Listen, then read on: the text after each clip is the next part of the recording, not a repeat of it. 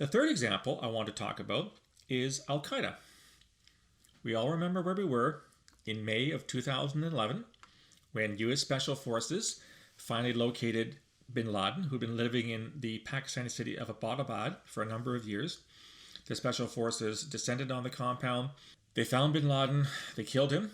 They took his body. They buried it at sea, apparently according it a Muslim burial out of respect for him. And there's one thing that none of us will ever forget, and that's the scene of celebration in the United States almost a full 10 years after 9/11. So obviously bin Laden was public enemy number one. The Americans really wanted to get at him, and they finally did. So again, a dead terrorist is a good terrorist.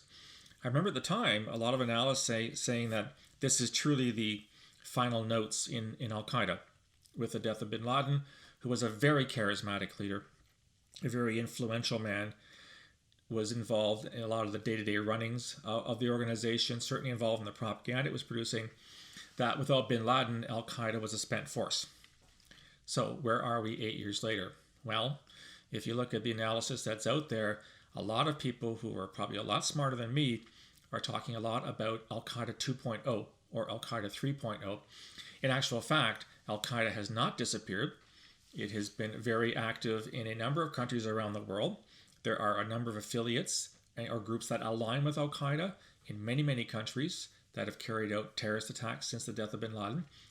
And sort of paradoxically, with the death of al-Baghdadi, which we'll get to in a second, there are those saying that this is Al-Qaeda's chance to reassert its dominance as the number one Islamist terrorist group on the planet.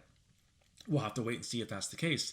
But I think the bottom line, and this is the important thing, is that the death of bin Laden was nowhere near the final nail in the coffin of the terrorist group.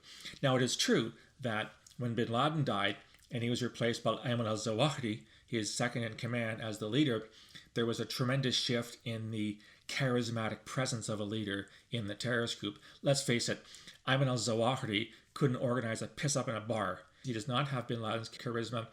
He comes across as very, very staid, very boring. I don't think he has nearly the same presence that bin Laden did. And yet, even with a person who is a far second choice to lead a terrorist organization, that organization is still very active around the world. And I think this underscores a really important point, which we're going to reinforce when we talk in a second about Islamic State, is that we have to be very careful in according too much importance to the effects and the influence of a leader on a terrorist organization.